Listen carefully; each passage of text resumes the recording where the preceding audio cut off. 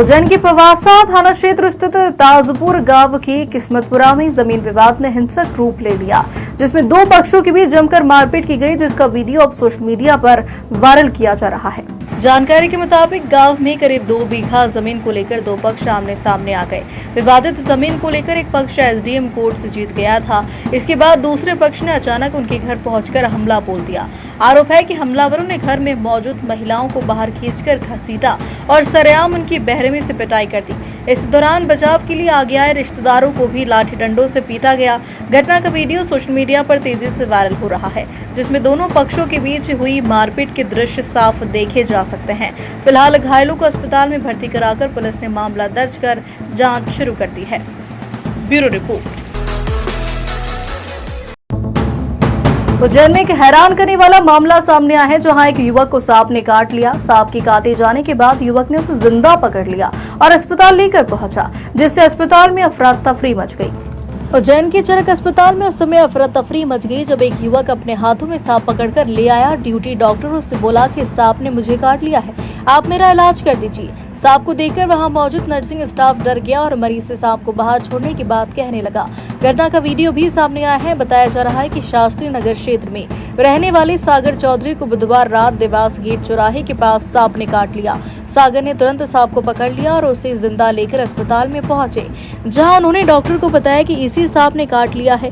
इसी दौरान सागर के हाथ से सांप छूट गया, जिसके बाद उसने बड़ी मुश्किल से उसे दोबारा पकड़ा और दोस्तों को बुलाकर पॉलिथीन में डालकर बाहर छोड़ दिया। इंदौर के famous dancing traffic cop Ranjit Singh की मुश्किलें लगातार बढ़ती जा रही है। युवती का वीडियो वायरल होने के बाद जहां पुलिस विभाग ने उन्हें लाइन अटैच कर दिया, तो वहीं युवती ने एक और वीडियो जारी कर रंजीत सिंह को खरी खोटी भी सुनाई है। इंदौर की डांसिंग ट्रैफिक कॉप के नाम से फेमस रंजीत सिंह को लेकर अब महिला ने एक और वीडियो शेयर किया है। इसमें महिला ने न केवल रंजीत के स्पष्टीकरण का उल्लेख किया, बल्कि उसे जमकर खरी खोटी भी सुनाई। उसने इस वीडियो में यह भी स्पष्ट किया कि रंजीत ने ही उससे बात करने के लिए अप्रोच की थी। इधर पुलिस प्रशासन ने रंजीत पर कार्रवाई करते हुए उसे लाइन अटैच कर दिया है। इंग्लिश आती नहीं तुझे? देखा तूने कैसे इंग्लिश लिखी चैट में? 4 लाइनों में वो कन्वर्सेशन खत्म हो गई थी। तूने मुझे अप्रोच किया, होटल बुलाया, इंदौर बुलाया, मैंने कहा नहीं, तेरे दोस्त नहीं हूं। तूने मेरी स्टोरी पे लिखा you are the most beautiful women in earth. English तो देखो, उसमें मैंने कहा thank you, that's it. Denial तुम लोगों को बर्दाश्त नहीं होता। औरत मना कर दे तो उसको गालियां दो। मैं वीडियोस बनाती हूं अपनी मेंटल हेल्थ के लिए। मेरी मेंटल हेल्थ खराब हो गई ना।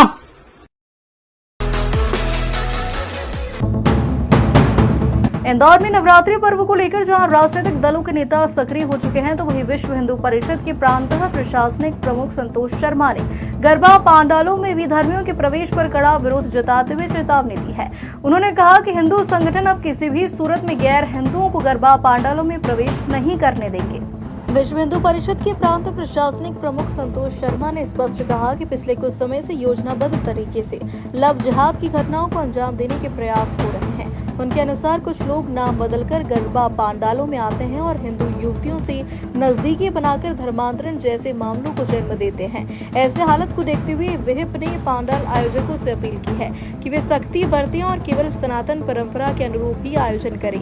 उन्होंने यह भी कहा कि नवरात्रि के पवित्र पर्व के दौरान नगर में मीट और मांस की दुकानों को बंद रखा जाना चाहिए। उन्होंने सरकार से मांग की है कि पूरे 9 दिन तक सभी मीट की दुकानों की बिक्री पर रोक लगाई जाए, ताकि श्रद्धालु बिना किसी व्यवधान की मां दुर्गा की आराधना कर सके। विधर्मियों को स्पष्ट संदेश है मुस्लिमों को कि हमारे गरबा पांडालों में न आए।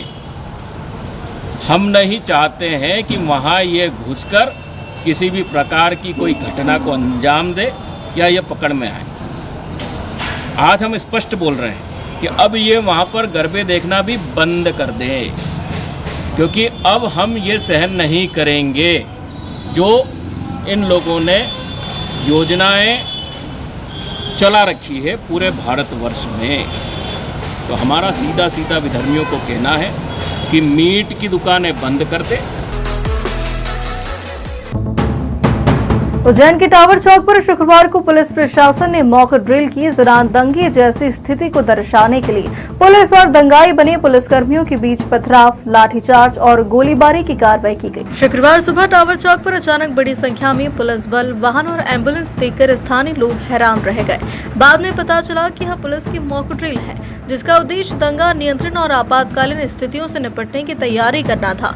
इस अभ्यास में पुलिस के अलग अलग दस्तों के साथ एम्बुलेंस और अन्य आपातकालीन सेवाएं भी शामिल रही, ताकि वास्तविक हालत में त्वरित कार्रवाई सुनिश्चित की जा सके।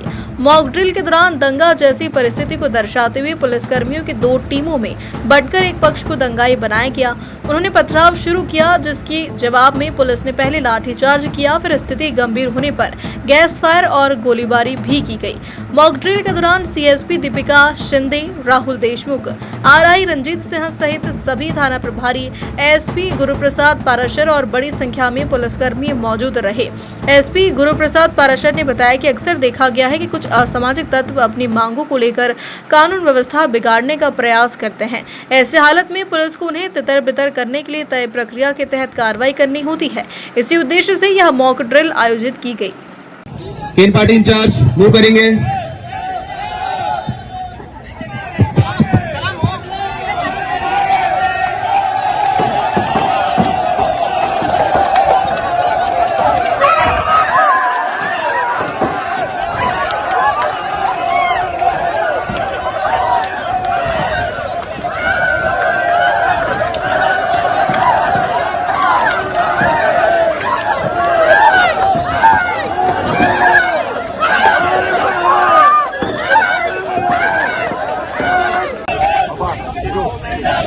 और जिनको इशारा किया जाएगा वही फायर करेंगे।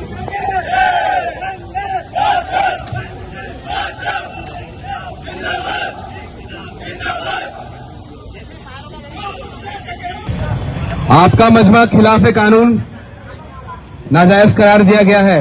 सभी बलवाई को आदेशित किया जाता है कि वो तितर बितर हो जाएं, अन्यथा आप पे गोली चलाई जाएगी जो कारगर होगी। आपका मजमा खिलाफ कानून नाजायज करार दिया गया है। सभी बलवाई तितर बितर हो जाएं। आप उज्जैन महाकालेश्वर मंदिर के समीप बने सम्राट विक्रमादित्य द हेरिटेज होटल के नाम पर लोगों से धोखाधड़ी का मामला सामने आया। होटल मैनेजर की शिकायत पर पुलिस ने मामला दर्ज कर जांच शुरू कर दी है। साइबर ठग ने मध्य प्रदेश पर्यटन विकास निगम की वेबसाइट पर अपना मोबाइल नंबर डाल दिया, जिसके बाद रूम्स की बुकिंग करने के नाम पर श्रद्धालुओं से अपने बैंक खातों में रुपए जमा करवा लिए। होटल के मैनेजर की शिकायत पर महाकाल पुलिस ने मामला दर्ज कर जांच शुरू कर दी है। थाना प्रभारी ने बताया कि महाकालेश्वर मंदिर में दर्शन करने के लिए आने वाले श्रद्धालुओं की सुविधा के लिए मध्य प्रदेश पर्यटन विकास निगम ने महाराजवाड़ा को डेवलप कर हेरिटेज होटल बनाया है। निगम की वेबसाइट पर होटल में रूम की बुकिंग की जाती है, मगर साइबर ठग ने वेबसाइट पर खुद का नंबर डाल दिया था, जिस पर श्रद्धालुओं ने कमरे की बुकिंग के लिए फोन किए तो ठग ने अपने बैंक खातों में श्रद्धालुओं से रुपए जमा करवा लिए। श्रद्धालु जब उज्जैन होटल में पहुंचे तो उन्हें ठगी का पता चला, जिसके बाद थाने पर शिकायत दर्ज की गई। यहाँ कल ये मामला महाकाल थाने में इसमें एफआईआर भी दर्ज हुई, जिसमें जो हेरिटेज होटल है इसकी कुछ अपराधियों के द्वारा एक वेबसाइट बनाई गई। अभी तक हमारे पास इस पर 2 कंप्लेंट्स आए हैं। हम लोग इसमें और जांच कर रहे हैं। इनकी जो वेबसाइट्स की टेक्निकल डिटेल है उसको भी निकालवाने का प्रयास कर रहे हैं, सो कि जो भी अपराधी उन पर कार्रवाई हो सके। धार्मिक नगरी उज्जैन में नवरात्रि को लेकर तैयारियों को अंतिम रूप दिया जा रहा है। वहीं शुक्रवार को महापौर मुकेश टटवाल ने प्रमुख देवी मंदिरों का दौरा कर साफ सफाई और सुरक्षा व्यवस्था को लेकर निर्देश दिए। शारदीय नवरात्रि को लेकर देश भर सहित उज्जैन में भव्य तैयारियां की जा रही है। माता मंदिरों में विशेष साज सज्जा के साथ बेहतर व्यवस्था की जा रही है, ताकि श्रद्धालुओं को माता के दर्शन में किसी तरह की असुविधा न हो। नवरात्रि को लेकर शुक्रवार को महापौर मुकेश टटवाल ने चामुंडा माता मंदिर, नगरकोट माता मंदिर, गढ़कालिका माता मंदिर, भूखी माता, हरसिद्धि माता मंदिर का निरीक्षण किया और सुरक्षा व्यवस्था सहित अन्य सुविधाओं की जानकारी ली। इस दौरान मौके पर मौजूद निगम अधिकारियों को सफाई, प्रकाश, पेयजल की व्यवस्था के निर्देश दिए।